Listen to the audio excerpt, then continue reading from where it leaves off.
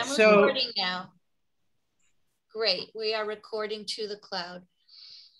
So what I wanted to say sort of as background to our opening today, and then I'll open more formally, is there is somebody in our community whose mother is at the end of her life, an elderly person, and the family is all together. And it's one of those sad and anxious times. And this member was somewhat aware that we were making plans to do things perhaps a little bit differently, but didn't quite know exactly what, and had questions for me about, what's going to happen. And in light of COVID and just, what do I do after it happens? And so I said, we've been making some changes. And they said, what about the meal of condolence? And I said, we'd like to bring you a meal for your family to eat after the funeral. And this person said, I never understood why everybody would come over. I don't want to have a house full of guests when I come home from the funeral. And of course, it's a loving person who would not want to be rude or turn people away. But, this is a person who is going to be bereaved, as we all will be someday. And it just gave me some support for the fact that we're all different. We have a whole range of needs, and that our tradition really wants to be sensitive to that and not to assume that somebody wants to be hosting and wants to be putting out a big, delightful meal at that worst day, of their life. They said the same thing about Shiva in terms of having meals that they could eat with their family. That's important to the family. And having a social time around a great deal of food later is something this family really doesn't want. That's not to say that food is off limits. We're not about making rules. It's not a tisk-tisk. But in terms of, what it feels like, this family is anticipating a need to be able to be sad among the community that loves them and that they love. And so with that, I'm going to go ahead and formally welcome us if that seems good, Alyssa. Yeah. Still creating the email that's going to go still out. Creating Sorry, the email. Sorry. Okay. But go ahead. We're recording, so I think it's okay to go ahead. Okay. I want to thank all of you for being here. We're 20 screens and more than 20 people. And it's really, really important that we be here. And of course, we'll send the recording out and urge people who missed it to watch it. Learning what to do when somebody dies is something that is so helpful, because when it does happen, it's such a disorienting time. And when a community is contemplating change, it's important that we go over it again and again, because even when it happens, we'll be a bit like deer in headlights. But at least we will have conversations to fall back on, and a sense that we're in it together, and we're going to figure it out together. I want to introduce Nancy Feingold. I actually didn't ask for a bio. Nancy is right here. She's a therapist in our community. She does all kinds of therapeutic work, including grief counseling. She is a member of our congregation and adds so much by her presence and by her wisdom. If you haven't had a chance to get to know Nancy, I hope that you will. And her presence here this morning, I know, is going to be so helpful and so holding to us. Also, the others who have been working on this Shifting Shiva initiative are with us. And so welcome to all of them who are here. And I don't see everybody's name, so we're gonna, let's see, I'll look on the list here. Welcome to Bob Factor, who is part of this, and to Leslie. I think Leslie Schwab is with us. I see Bill's Zoom, so I'm not entirely sure. I don't want to say a name that isn't on the screen. Debbie Minkoff, I see a Deborah, but I think that's Deb, I'm not sure. So Debbie Minkoff is working on this. Danny Goldman is working on this. We also, did I miss anybody who's here and has been part of these conversations very closely? Susie Drazen. Drazen is out of town and I believe unable to join us this morning. She's also involved in this. I also want to raise up the name of a newer member. I know many of you have met Mimi Aaron, and many haven't had a chance yet with COVID and all. Mimi is newer to our community and to Madison, and she also is a certified grief therapist. And I'm so glad that she's a member of our congregational family and that she's with us this morning. And everyone is really warmly welcome and invited and urged really to bring your questions and perspective to this session. Nancy is going to start us off. And Nancy, is there anything else about your background that I should have mentioned that you would care to share? I just wanted to say that I'm just here to facilitate. I'm not an academic. We had a very comprehensive talk with Daniel Goldman just a few weeks ago. I'm trusting that some of you have seen it. If you weren't heard it, if you weren't present, I think you can still get a copy of it. And he talked about the initial stage of grief. We're not talking about the healing process so much as coming face to face with the person who has lost a loved one. And for purposes of our talk, we're just talking about someone who has lost someone that they're really bonded with. The thing is that we've been looking into this for some time, Bob and the Rabbi. And so we would like to give this congregation an opportunity for input because we want to catch you up and have you catch us up with what's going on for you. You hear about a change and you don't know what that means for you. So we want you to bring up your questions, your worries. One of the main worries I think some people have expressed, I know they have, is does this mean we're taking anything away from the way you'd like to do things? And not at all. It's just a matter of expanding the possibilities to fit individual needs and individual wants. And I tell you from my own personal and professional experience, one doesn't know how one is going to be. Some people wonder if the person has been, the person who has died has been incapacitated or unavailable for a long time, so it doesn't make a difference. Well, not necessarily. When death comes, it's like a hammer. Even if you've been expecting the death or in some ways actually feeling like it would be good for the person no longer to be breathing and alive, it comes as a real shock. So I just want to open this up to people to bring up things and to talk about how they would like things to be for them when the time comes. If you have missed the other sessions and are coming in now and really are not sure what we're talking about in terms of making a change, I want to be really clear that we're making a shift to a more supported and mourner-centered approach with the goal of being more helpful. Okay. Can I? So, I'd like to I'd like to answer Nancy's question. So in the last several years, I have lost 3 people that I'm very bonded with. They were all 3 different situations. And Jim also lost a parent pretty recently. And I want to say that people really do need different things. Jim is on the line of, I don't want all these people around. It makes me uncomfortable. And I am of the more people around, the better. And even in the case where my mother, who, as Nancy said, has not been available for a really long time and felt like she died a long time ago, it still was nice to have the community around. So I just want to say it is different for everyone. And some people still want the way it has been traditionally.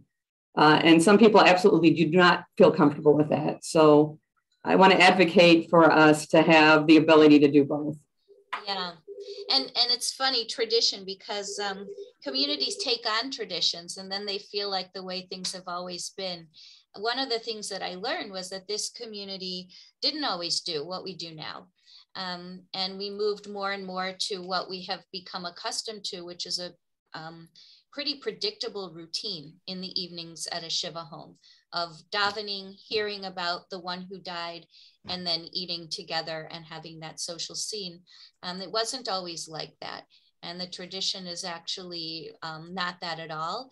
And I don't know that we would want what the tradition is, you know, the ancient tradition. I don't know that that would suit us. I'm not pushing for that. But to Ziva's point, we do need to offer versatility, and we have a lot to lean on. I want to share that one of our members shared with me that when they sit Shiva, they don't want us to bring meals. They want there to be some things to pick up so that people can graze and stick around. And so, you know, the answer to that is, then that's what we'll bring you, right? If you don't want us to bring meals, but you want some trays of sweet and some trays of savory a couple times a day, then, you know, we can do that. So, and we can do that in a way that that is respectful of your needs. Hi. Hi, Merle.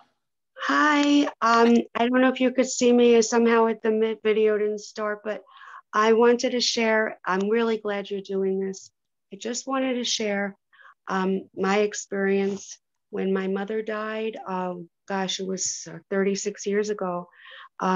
People came to the house, and we came back from New York after burying my mother, and they came in for the minyan, and just afterwards just said, we're really sorry about your loss. And nobody spoke about her, and they just left.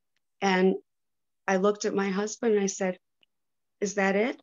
You know, and it really wasn't that different with my dad 5 years later. And maybe a little bit because the rabbi then actually talked to me a bit, but people just left. And I don't remember whether there was food on the table or no food on the table.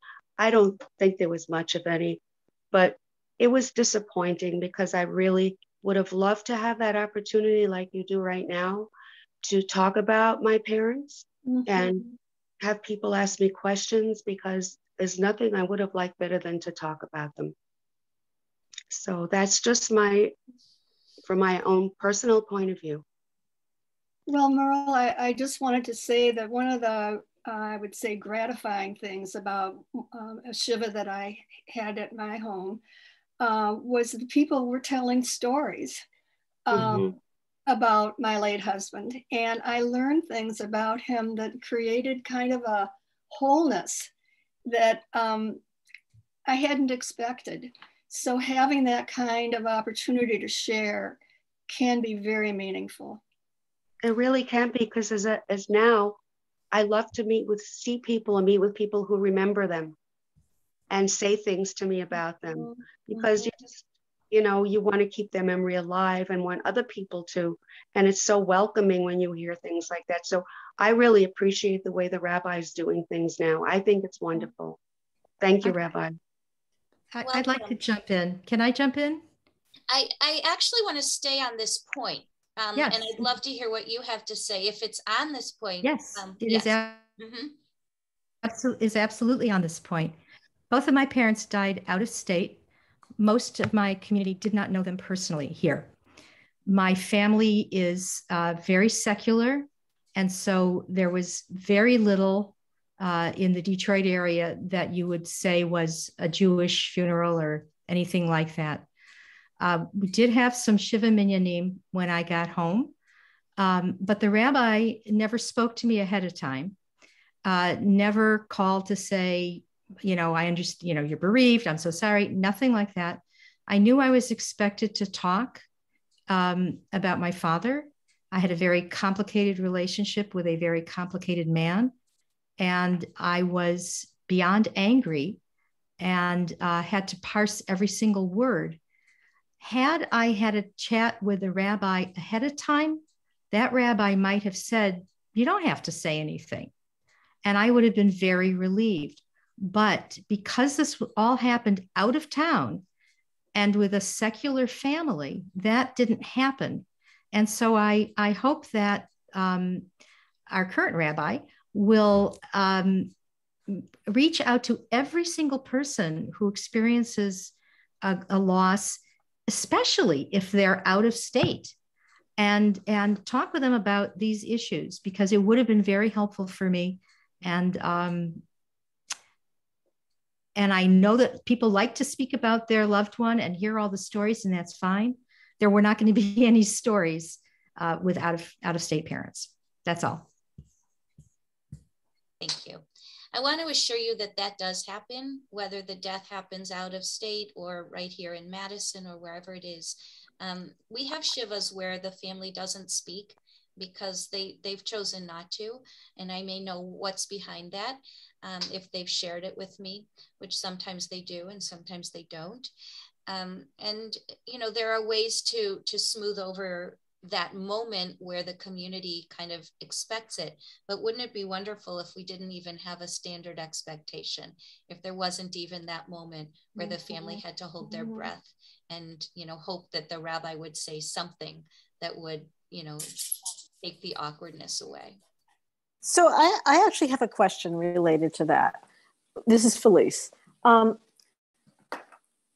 know that sometimes, at least my understanding of the tradition, right, as someone coming to a Shiva, is that you're supposed to wait to speak to the person who's mourning until they reach out to you, which is, you know, an awkward thing, difficult to learn how to do, to be there, but say nothing and then let them say something if they want.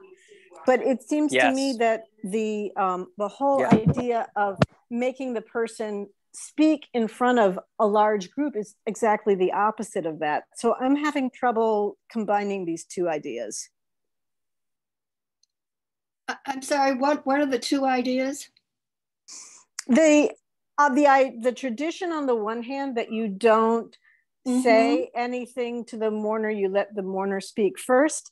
And then the idea that the mourner is then actually required to say something to this whole group of people that's standing there waiting to hear from them. It's like they're two opposite things. One is the idea that, you know, you're going to do it at the pace of the mourner, what the mourner needs. If they want to talk, great. If they don't want to talk, you're just there in silence with them. But then the other is a command performance. Well, I think what we're talking about here is being able to relieve the mourner of having to make that those two come together.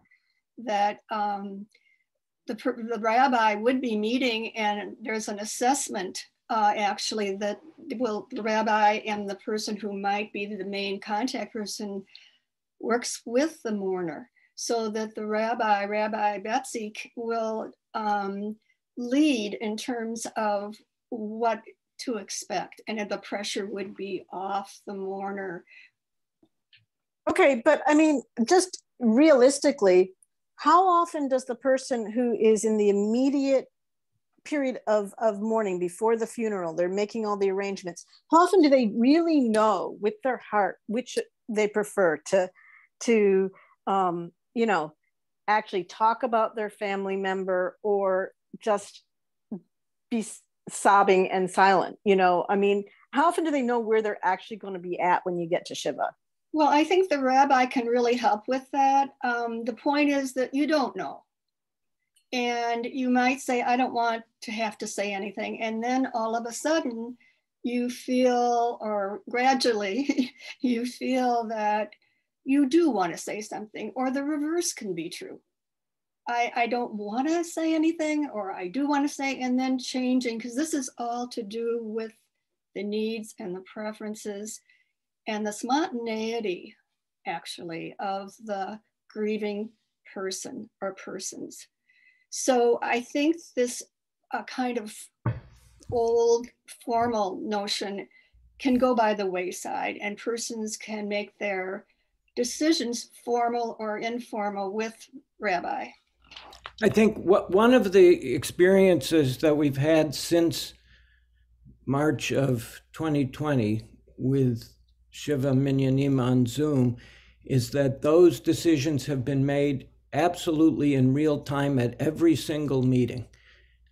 So that, and I think the rabbi was really good at asking the mourner or mourners right at the time, what do you want to do now? And that changed from day to day. So on one, with the same people, so that on one occasion, someone may say, I don't have anything to say, and we'll sit together in silence, or other people will tell stories and the person, the immediate mourner or mourners would listen. And on the next day, they'd want to say something, or vice versa. So I think Felice and others, there isn't, I hope that relieves your concern that you have to make a decision in advance, not really knowing how you're going to feel at the moment, because the situation respected the way the person felt at the moment. Thanks, Bob. We learned a lot about how to be in that space, which is a very, very uncomfortable and hard space to be in, when we just were sitting and staring at a screen. There was just nothing else to do. And one of the first Shivas that we supported was one of our members who didn't want to talk and very much wanted presence. And this member sat for half an hour in quiet, with members sitting quietly with them. And that person communicated after how very helpful it was, how it was just what they needed. Who would have thought? And so we have learned, and taking away the notion that there's an expectation is really, really important. What Nancy said couldn't be more true. And I check in with the mourning family during the day and when I come to a Shiva before anything happens. And so really it's about, what do you feel you need right now? It can change even during a Shiva. Sometimes somebody just wants to hear about their loved one, and then something gets said, and then they start to talk and something opens up, and they might go from being, wordless and helpless to feeling empowered and even telling perhaps a funny story, or they might be opened up and just cry. And all of that is okay. They're not on for any sort of command performance. I've actually been in this community a very long time and been to a lot of Shivas, and I didn't even know there was an expectation for people to speak. And I wanted to share one story, which I've shared with the rabbi before. About 3.5 years ago, a family who used to be part of this community had just moved away, and their young adult daughter died very suddenly and unexpectedly. And they came in and they were hit by a hammer. They were unable to speak to any of us. They sat quietly, but what they wanted was the community to surround them. I put out food, and I did whisper, what else do you want? And they said, keep putting out food. They wanted people to stay all day, to just be in presence, to talk quietly to them. I'm not sure. I don't think people brought food to my house because crash food. I don't remember. We just, for several days in a row, we just put out lots of food. And they said it made them feel like they had a family, because what families do is graze and talk and graze and talk. And if there had been food, they said, we were afraid people would have left. And they also said that they wanted to eat, but had other people not been eating, they would have been embarrassed and didn't even want to go in a room by themselves because they were so overwhelmed they couldn't even be alone with themselves. And I think, as the rabbi pointed out and Bob pointed out very aptly, that on the spot, not even asking, but tuning into whatever that person or that family needs. And it's quite a big range. Thank you. I think that's such an important idea, tuning into what the person needs moment to moment. We tend to want to impose our need to be helpful. And sometimes that means not really paying attention to what the mourner needs. And sometimes paying attention has to do with nonverbal things, you know, watching whether the person is making eye contact. Often the person wants to be sitting next to someone they know, just for that kind of presence. Also, whether there's any physical contact, that's become questionable because of COVID, but also because there's a tendency, and I know on my part, to want to go and hug someone or touch someone, and that person may not want that. So really observing carefully can really be helpful to the mourner.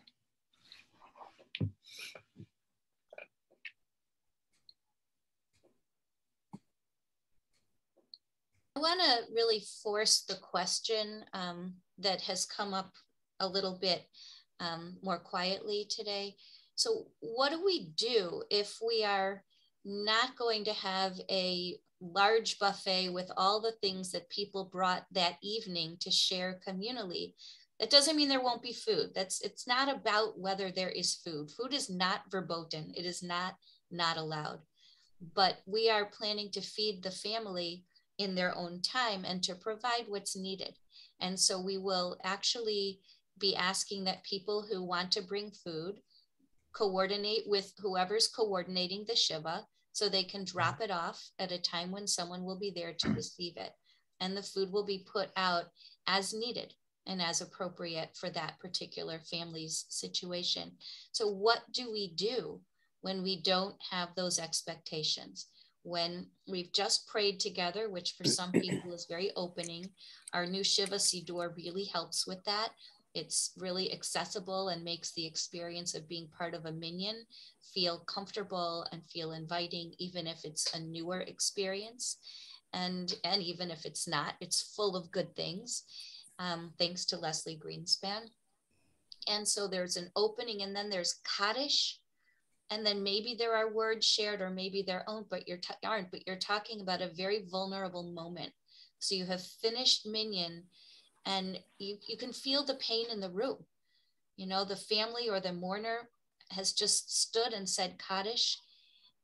So then what?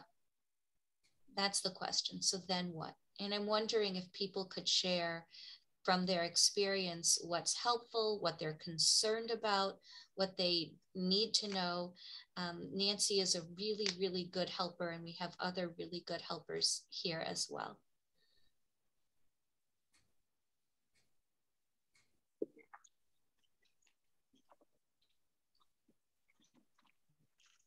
Nancy, what's your feeling about it?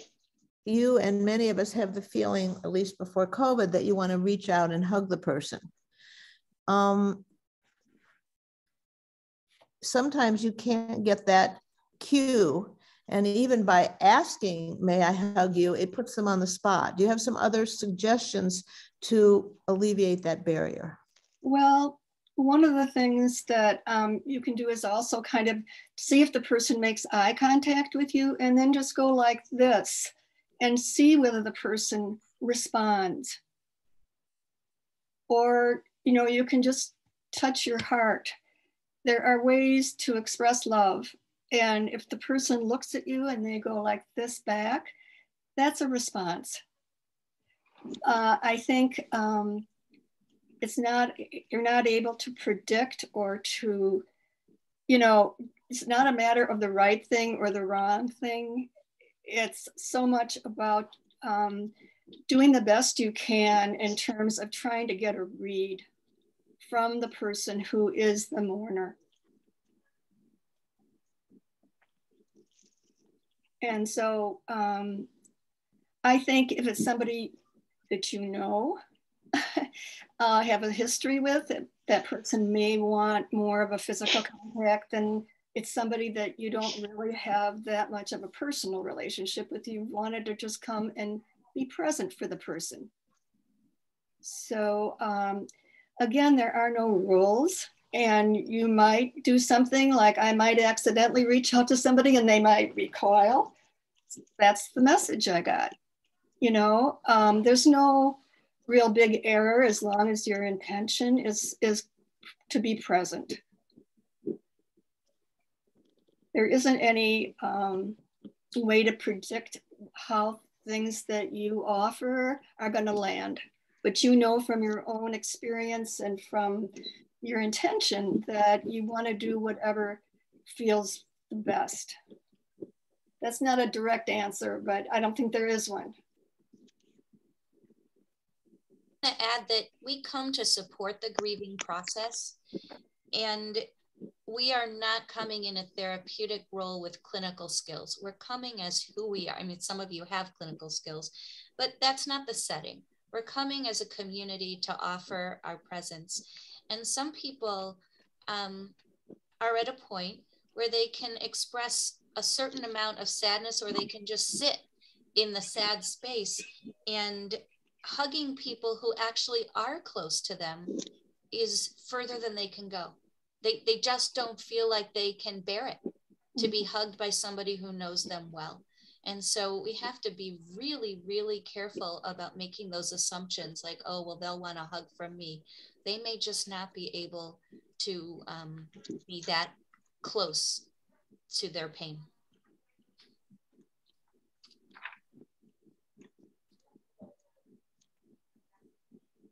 I think just talking about these kind of, I'll put it in quotes, guidelines, you know, about how to present yourself, what expectations you have. I think it was Cher who was talking about what she was used to, or what she considered the same thing about talking about the person or greeting them or having a big meal.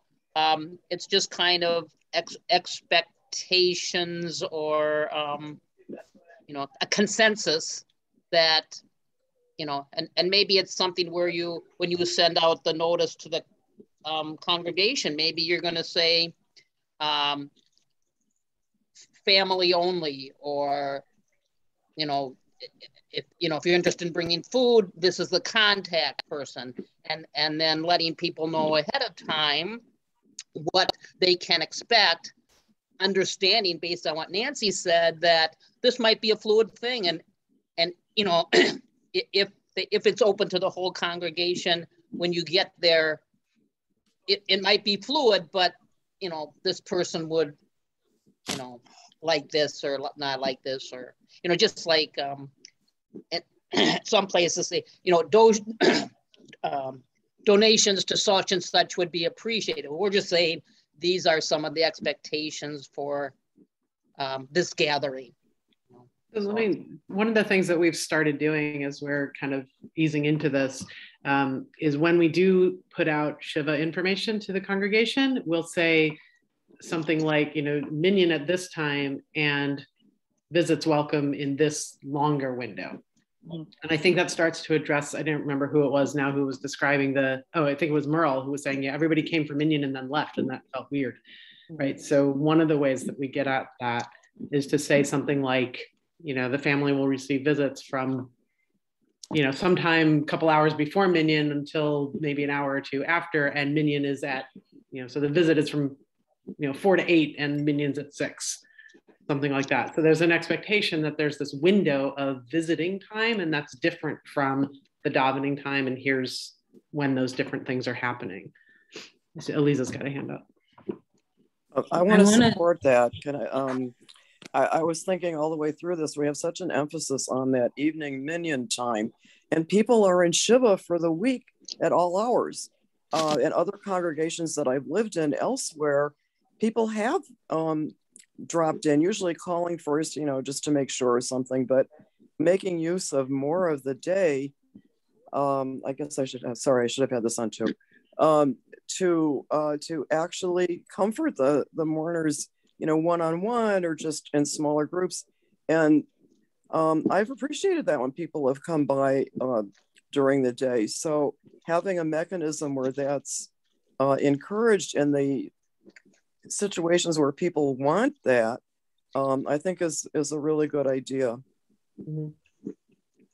I think that's the key, finding the rabbi and the person who turns out to be the main point person is going to try to find those things out. And so this can be communicated to the congregation. That would be very very helpful. And I think, I know 1997, when my late husband died, Rabbi Katz came and he was very good at interviewing me about what I wanted. And I said I didn't want any food, or I didn't want it to be a party. And he was completely supportive. But I have felt somewhat guilty ever since, because there was so much food. But I just, I know from a very good friend who had gone through, many friends actually have gone through this, that is hearing people talk about their travel plans, talk about which college kids are going to in groups that have nothing to do with the mourning or the mourner, can be quite painful. But some people feel like that's like part of the support of the congregation, that life is going on and that people do have travel plans and people do eat. So it's so individualized.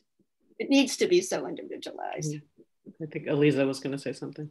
It actually relates. Hang on, So, Aliza. It's okay. I can be very patient. I was going to say, having done a few both funerals and Shivas here that were less than traditional, having David lost 2 sets of parents, or 2 parents, not sets. And growing up as the child of somebody who we literally called the professional funeral Jewish director in California, "Hey dad, it's your buddy." And grew up with the Shomrim list by the phone at all hours. And hold on, Corey, can I talk? But I will say that that moment, whether there's food or not, we had the opposite experience of Merrill, where it went from quiet Kaddish and, you know, everyone's tears and stories and whatever, to suddenly a roar, because there were wall-to-wall people and everyone just went to schmoozing with each other and saying hi to their friends and whatever. And it didn't phase us, but I definitely like noticed like it was a stark contrast from quiet focus to social, which my husband's an extrovert. It wasn't a big deal. It probably ruffled his brother's feathers a little more. But that's also to be mindful of, that it's not the how you're interacting with the mourner, but how you're interacting with the other people there in the support system. Sure. I think Jim and Ziva, I'm not sure which of them wanted to speak, but. Yeah, this would be me. I simply wanted to relate our experience when Ziva's mother passed, which happened to be in August of last year. So it was the middle of COVID, and a very odd moment. It happened to be in August, so the weather was decent. And we ended up doing something similar to what's been discussed, which is to say, we're going to have visitors who are available. Please let us know when you're coming, because we are basically sitting in our front lawn with folding chairs spaced apart and a good breeze blowing through so that we could actually meet. But it turned into a really very useful and pleasant exercise, because people it was almost like a porch visit kind of thing. People would stroll up, they would have 15 or 20 minutes. We would chit chat, a cookie or something around, but it really paced things very well. And given the crazy circumstance, it was as good as we could do, and it was still quite useful. So the whole point of having open hours and contacting really did work in that particular case, and everyone's kind of got why. But even without that kind of constraint, I could see where it would be a useful method. Schedule your Shiva visits. It did require scheduling, which I did, but it'd be nice to have like one contact person who does all the scheduling to make sure that people come at the right time. And COVID made it really easy because no one, everyone understood we didn't want more than 2 or 3 people at one time. So we could schedule, but I was fine doing it, but it would have been nice to have a scheduler. Mm-hmm. For sure.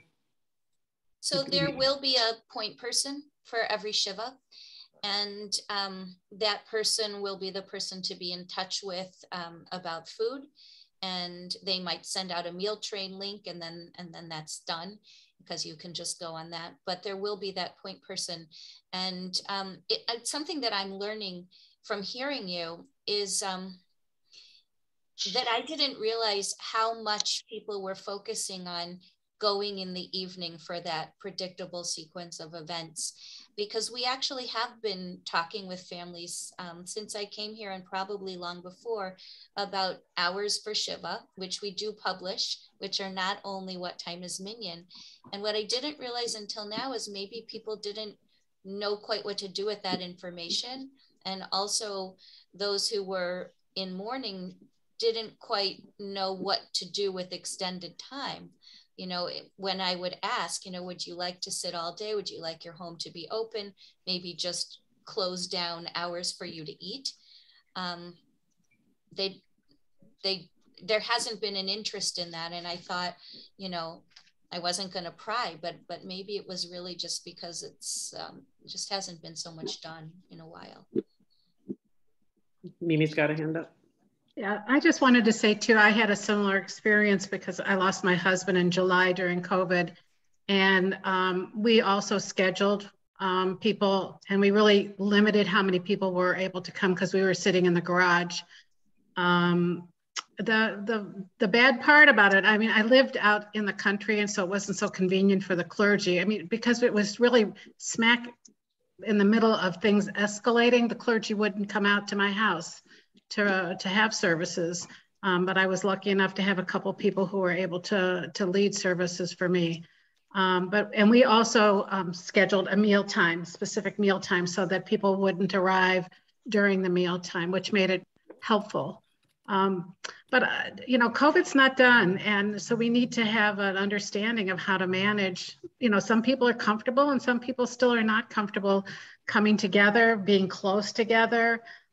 So I think it's a sort of a slippery slope still in management. The community here is so incredible and so supportive, which is, you know, really warms my heart. And I would like to participate in that. Typically, if I go to a Shiva in normal times, if I know the person, I would come for, you know, for comfort and to be present.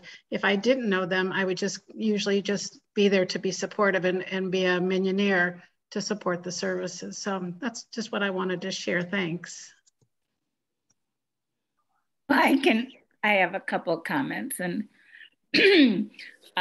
one is my own experience with my mother dying was at a time when we didn't have a rabbi. I mean, our rabbi had left, and Rabbi Betsy had just been hired, but you weren't even here yet. And I got a call from you, a sympathy call from you, and I was so moved by that. It was literally right after that decision had been made, and I was very touched because we didn't have a rabbi. But I relied very heavily on my friends at the time who organized things. And I think having somebody who isn't, like you said, a point person is really important. And I also really appreciate your thoughts about speaking to the situation in the moment and not being, I mean, I love that idea that you don't know how you're going to feel in the moment or from day to day, and having, you know, somebody who is responsible, like the rabbi, not being afraid to say we need to be silent now or whatever, I think is just hugely helpful and takes the pressure off of everyone else. Thank you. The hard thing, I think, for us is knowing what to do then, you know, and that's why these conversations are so important. It's really okay to feel that as an uncomfortable or even a frightening, certainly discomforting moment. And to be able to talk about it is good, and really just to name, we're in a space of grief. That's always going to be a hard space to be. And it's always going to be tricky in that we don't know what those who are mourning need, and they may not be able to tell us, but we don't need to be afraid of it. You know, we come to support, we come with our presence, and that is known, right? And so if you are worried about, you know, saying too much or not enough, you don't need to worry so much. We're going to figure this out together. And the main thing is to be as responsive as we can. Can I make a public request of the congregation? And that is that, Betsy, I think we need people who are willing to be point people. Is that still, yeah, that even though we've been developing this over a long period of time, we don't have the nuts and bolts in terms of personnel, you know, people who are really willing, somewhat comfortable. It's not a totally comfortable situation, but to be the person that the rabbi communicates with and that we then communicate with the family. Do. Yeah, we really need that. And we're prepared to support that person. We have a worksheet that goes through all of the things that they would find out from the grieving family. The point person can be a relative also. It doesn't have to be somebody who's not part of the family, but ideally it's not a direct mourner. So it can be, you know, somebody's kid or somebody's in-law or something like that. But we do have members of the community who are very, very good in this kind of way. And for them to be able to step into a role like this would be really, really helpful. And we're, like I said, we're really prepared to support with a form that we've developed and like really thought through with a team. What needs to be asked? What do we need? How to ask in ways that are easy enough to answer. And we also have supplies that are ready to go to Shiva homes. Mm-hmm. So, you know, we're really we're poised to be as supportive to the process and to the coordinator as possible. I think coordinators will find it much easier than they might have thought that it would be, especially with the technology of MealTrain or something like that, where you send a link and then it says on there, what are people's preferences? What do they like to eat? What do they avoid? How many people are we feeding? And you put in what it is that you're bringing so you can see what others are doing and, you know, do something that kind of fits in and complements the rest. I think that was going along with the question I was going to ask, how one chooses the point person, because I think it's two separate skill sets. There's the skill set of hearing and listening and receiving, and then there's the skill set of organizing. And I am unfortunately reminded when a MJCC social worker came to my home many years ago when I was half dead and had a checklist and began interviewing and asking questions. So the hearing and listener may or may not also be really organized and on top of getting information out.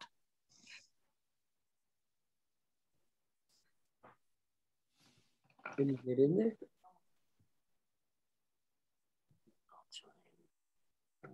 There's also there's a role here for staff, right? So between Rabbi, me, Sarah in the office, we're going to be the initial receivers of information.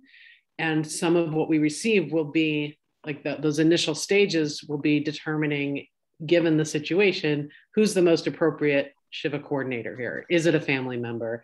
Is it a volunteer from the congregation? Is it neither of those? Is there some other special situation that we need to account for? So this is definitely not a one size fits all, check all the boxes kind of process. And we're very aware of that at the staff level. Can I say something? Can you hear me? Yes. Oh, so another thing that you need to consider is people's homes where they'll be sitting Shiva vary tremendously. Some are in a small apartment, some are in a big house, some are used to entertaining. So how many people can they fit? How many chairs are there?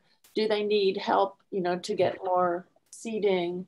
And how to organize all that is something that the organizing person could maybe help take care of. And some will have a number of out-of-town relatives that are coming, for the Shiva and the funeral. And that takes a tremendous amount of energy and organizing for someone who maybe is exhausted already. So those kinds of things, rides from the airport, where to house people, all those decisions people often need help with. And sometimes the closest person who might be a good helping with that is not a member of Beth Israel. So you said relatives could be the point person, but maybe a close friend who perhaps is not a member of Beth Israel, but the whole checklist could be shared with them too. Of course. So.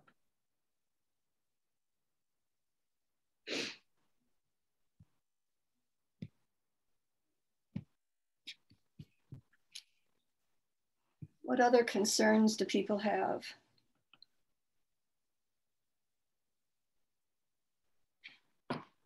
Well, this is Merle. Hello. I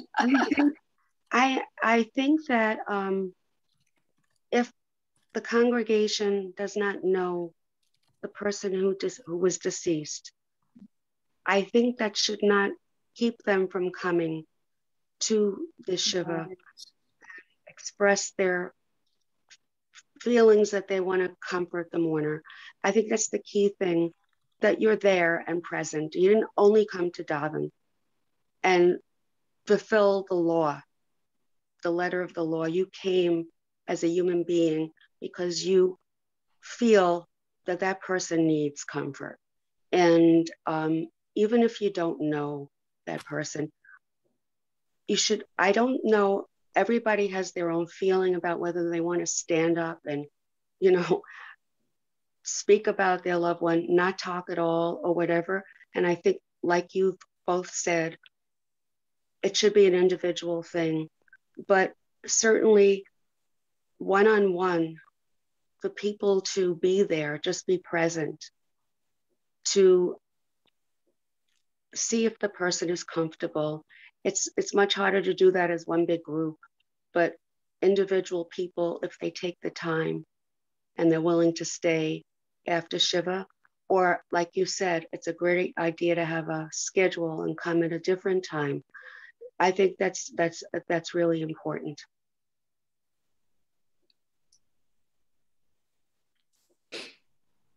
Thank you, Merle. And also, I think what you're really suggesting is that when we lose somebody in our congregation, it's a community loss. So there are people who show up just to be part of the community, to be present. And that's the whole idea in some ways of being a supportive community, that we don't necessarily have to have an intimate relationship with the person, but that we're here for each other. And by showing up at a Shiva and even staying in the background if you want to, just to sit with it, to sit and to show presence, is such a gift, really.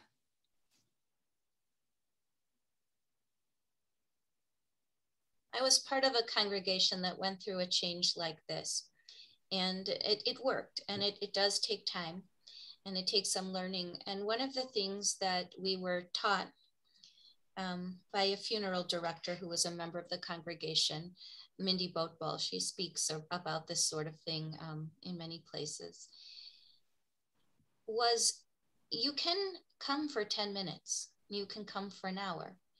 You can take your cue from the mourner. You can also take your cue from yourself, but come. So if it's just, you know, so painful, or you don't know how you're going to squeeze it into your week, find, you know, a short amount of time when you can come and come and sit, and then you can go as you need to go. There will be people who can stay longer, and there will be people who can't. But as a community, we each fill in the piece that we have to offer. I found that very comforting. I didn't always know about going to a Shiva if I didn't know the family very well, but I kind of saw them at Shul. They were, you know, Shabbat Shalom people. And I really learned how meaningful it is to to people who are grieving, when the community shows that they're part of something, that they're being held by the community.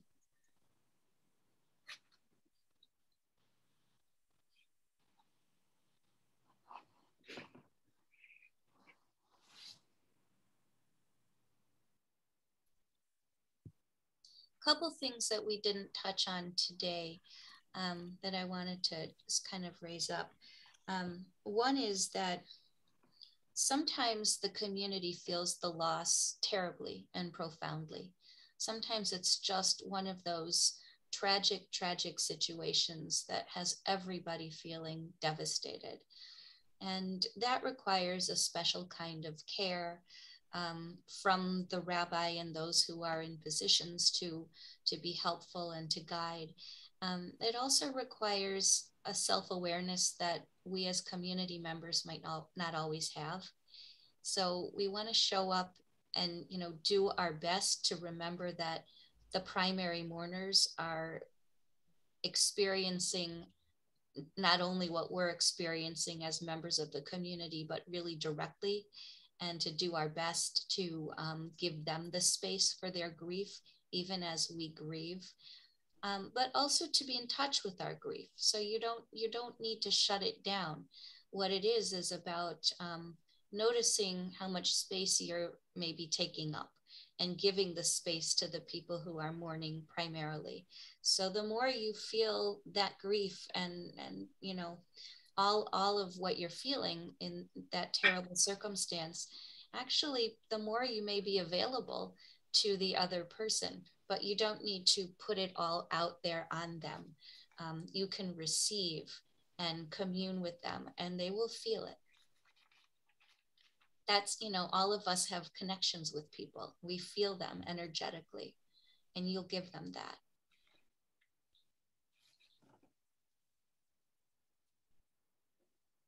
I wanted to add a couple of things. Much of what I have to say from my experience of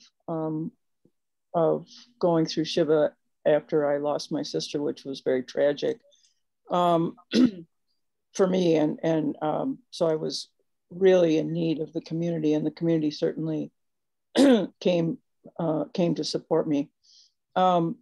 So mostly I can't really add much to what's already been said, except that we haven't talked about, if you're a member of, if you're part of the community and for some reason you're not able to go to a Shiva Minyan or go to the week of Shiva Minyan. For me, it was really hard to have people come up to me down the road after Shiva and say, well, you know, I'm sorry I couldn't make it, but this is, I didn't need to hear that. I didn't notice who had not come. And it was really not helpful. I mean, it was a very tragic death for me, and it took me a very long time to recuperate from the loss of my youngest sister. And this community definitely, as well as the Shari Shemaim community, really came to support me. But that was, you know, I just think that we all, besides knowing what to do and what to say, we need to know what not to say and what not to do. So I wanted to say that. And then the one other thing I wanted to interject, even though it's not exactly in the program, but it's important. You know, we know that traditionally the support for mourners starts after the funeral, but we have people in our community who are quite traditional, and they would like to have shomrim. They would like to have people sit before the funeral with the deceased.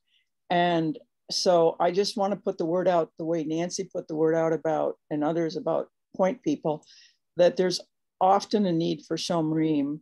And so if there's anyone who is interested in that, you're welcome to either contact me or talk with the rabbi about it. So that's what I have to say. Thank you. I also wanted to ask about Hever Kadisha.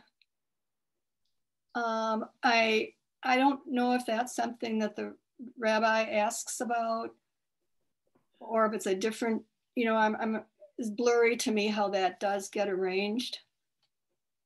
Yeah.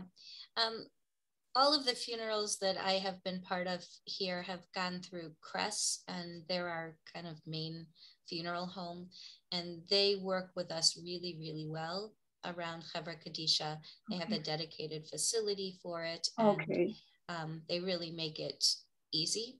I don't know about the other funeral homes. They may also make it easy. Karen would probably know that better than I. But yes, that's one of the early conversations, and most Jewish families want that, although not all do. More and more cremation is becoming something that people feel strongly that they want.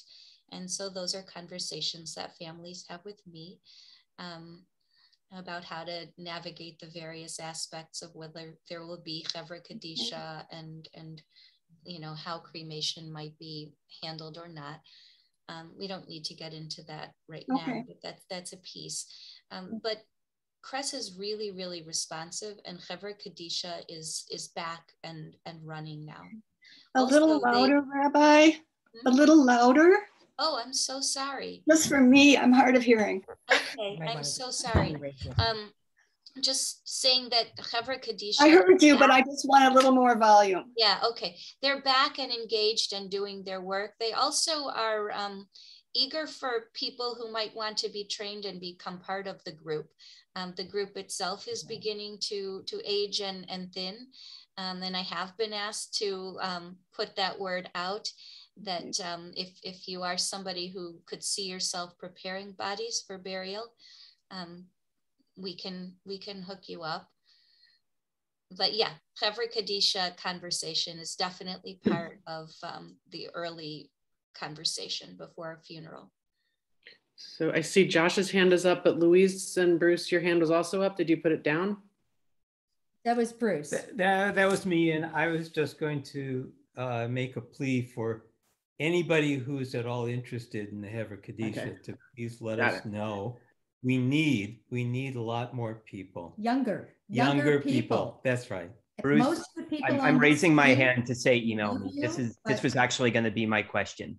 Was about Chevra Kadisha. So I'm really glad it's coming up. This is something my father has done for 40 years and has meant a lot to him and the shul. And I have been waiting for this part of this conversation to come up. So Bruce, send me an email, and you I'm not young, but I'm younger than some. So you are younger.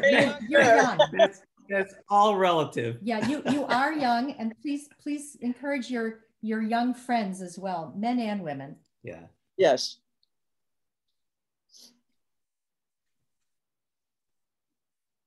I'm really proud of how many of the members of Chevra Kadisha are Beth Israel Center folks. And it's also true that they are aging and need to train younger people. It's not just about aging, it's about physical strength too, as part of the process. Mm-hmm.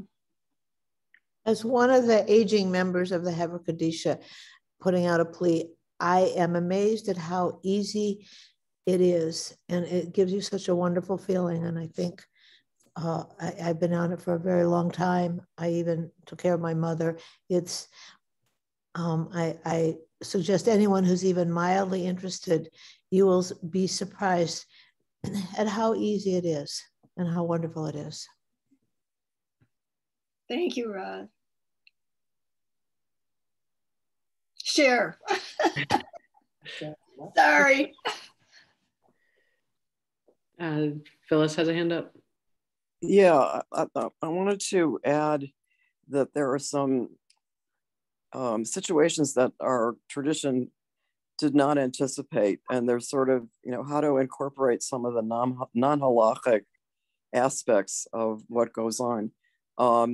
Some examples from my history: both of Alan's parents were buried at Arlington National Cemetery when they died, and because his father was a World War II war hero, so he died first, and then Alan's mother was buried with him when she died. So there was a lag time of about 3 weeks, which is about as the least amount of time that Arlington could offer between death and burial.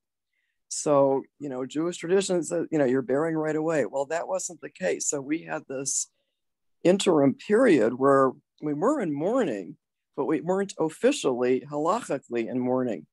And yet there seemed to be kind of a need for something. Now, people don't necessarily have 3 weeks to worry about, but people have relatives who pass away all over the country or all over the world. Funerals take place, burial take place elsewhere, or bodies have to be sent back to Madison. There's always this, not always, but there's often a lag time before the official Shiva begins. And I'd just like to raise the fact that there should be some consideration of how do we support people during those periods too. Thank you. You're right. The conservative rabbinate does have some position statements on that, which are very supportive and open to, you know, dealing with circumstances in ways that feel reasonable and not deferring the week of Shiva necessarily until after, you know, 2-3 weeks may have gone by. Even a week and a half is a long time. And so there is more variety, I guess, in approaches than there once was. Another thing that we're seeing more and more is that sometimes the person who's grieving joined the Jewish people and had has lost somebody from their family, and the family wasn't Jewish, and their funerary rites and such take a long time. And so that too becomes something to work out on a case-by-case basis. We have talked about following up, say 6 months later, but I think actually 6 weeks later would be good. I mean, there's no arbitrary thing, but I think following up with people and seeing how they're doing would be a very important part of the point person's job. What about the shloshim? I don't know much about that. Mm-hmm. So shloshim is an official point in the grieving process. Depending on who is being mourned, it may mark the end of the formal grieving process in terms of halachic things that get done, saying Kaddish and that sort of thing. For a parent, we go a year and then we actually say Kaddish for 11 months. But for other relatives, we may stop at 30 days. It's also a point where we can emerge into the community in some ways that we may have restricted ourselves from before, things like shaving, getting a haircut, wearing new clothes. I mean, there's a list for anybody who wants to know those kinds of things. But more importantly, it is an insightful time marker. At 1 month, we are different. And of course, there's, you know, a range, but it is a time to mark. And it helps to mark the time, even though we are all going through processes at our own rates. Marking the time is still helpful to structure ourselves through a process. And when we hit shloshim, some people like to have actually an event. And we have done a couple where there wasn't a conventional funeral for one reason or another.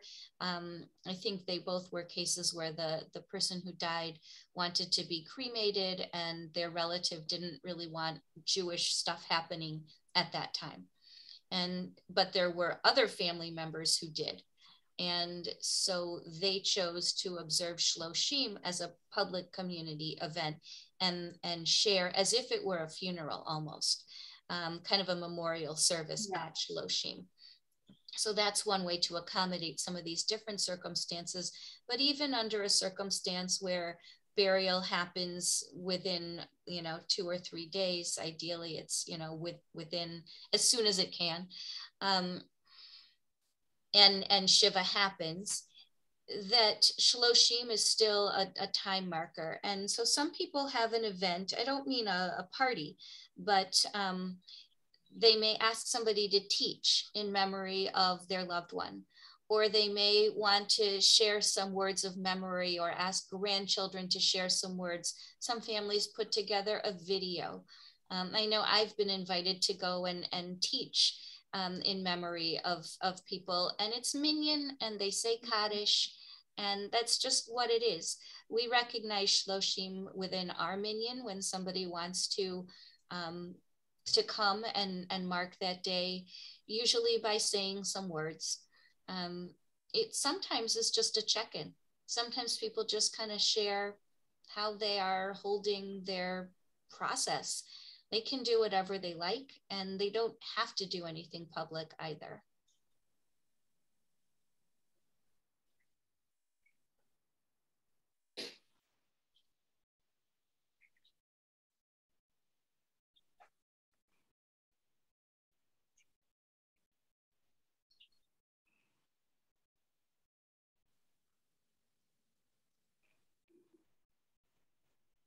Well, I think the Zoom is only good for another 5 minutes or something.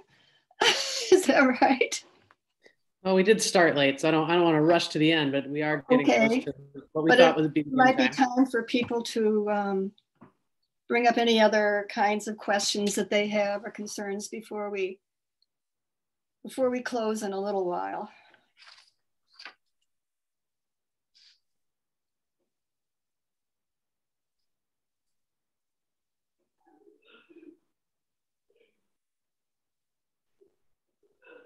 I just want to say that I really appreciate everybody sharing and learning from everybody who spoke, and the fact that you just have this forum and that this is even being discussed. And I had the privilege of seeing the new mourners prayer book, and I just think it's absolutely beautiful and very done very sensitively. And I just really think this is great that our shul is taking up this extremely important change, or adding different ways of doing something that's very, very important in people's lives. Let me add, I also had a chance to briefly review the new Mourners book, and I thought it was terrific and moving and will be very, very helpful. I'm so glad. And I'll let Leslie know, as I'm sure Rayla will too. She put a tremendous amount of energy and love into it. Every word, every comma, everything. Yeah, go ahead. So I love that Merle paused before actually calling this a change, and wanted a word that was more like an enhancement or a deepening or an advancement. It is really more those things. We weren't doing something wrong. This is a community that's filled with so much love and so much care. And there are ways that we can help better. And that's the intention, to help in more diverse ways, to help in more ways that are particular to those who are grieving. And one piece of that is by actually making a change in how we provide food. But that only allows for more possibilities to happen. So we don't have that assumption that there will be a social gathering. We will still provide, and we could not actually take on the hope of providing for meals for families if this were not such a loving community. We believe that people will bring them, and will feel good about it. And frankly, none of us wants to eat bagels and a white dinner late, night after night. We just don't eat that way anymore. And to be able to provide for people in healthy ways, for many people, that will I hope help, and we'll all be able to rest assured that that we are caring for them. And those who want to show up at a Shiva, with food, because that's ingrained that you don't go empty-handed, we'll get used to, doing it a little bit differently. Bringing a banana bread that can be taken into the kitchen and sliced up and served as needed, versus bringing up a plate of fruit that's already ready to go with the expectation that folks will gather around it. So that is a change, but it's really to create space to do the enhancing that we want to do.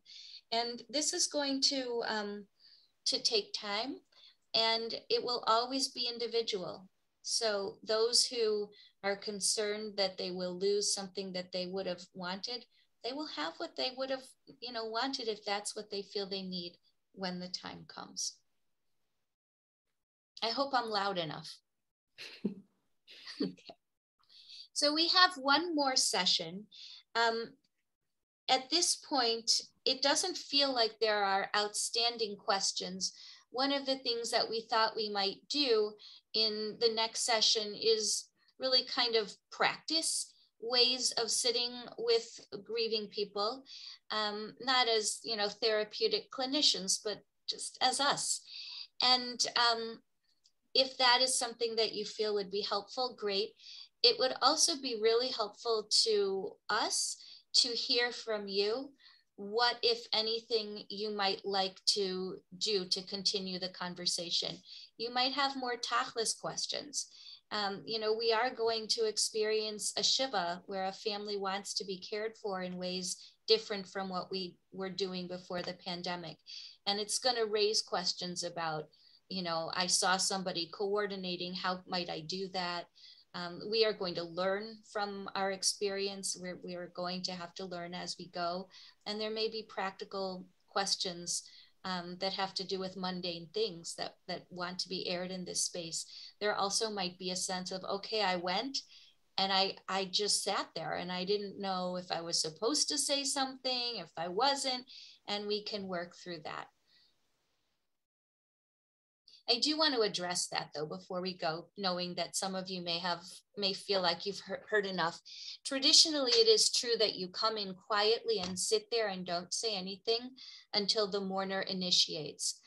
That may not be reasonable or realistic or wanted in this community. I am not pushing that practice in particular. I'm really not. I think it's really okay to come in and typically in this community and in most today, those who are grieving are going to say, oh, thank you for coming. They don't have to say it. It's not a traditional thing to say, but it comes out and it's okay to respond. Oh, of course, I'm so sorry. It's really okay. And it's okay to say, how can I help? It's okay to say, do you feel like talking? Or could I share a memory? I'm telling you that's okay. That's not what the tradition is.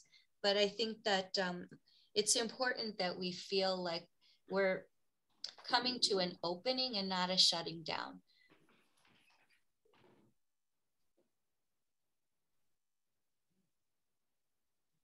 Merle, I liked your last couple of comments because after the first session, I had the feeling of, oh, you might be doing something wrong. You're going to offend somebody and whatever, when you're only there to, support the person, be careful what you say or, how you act or whatever. People will be offended.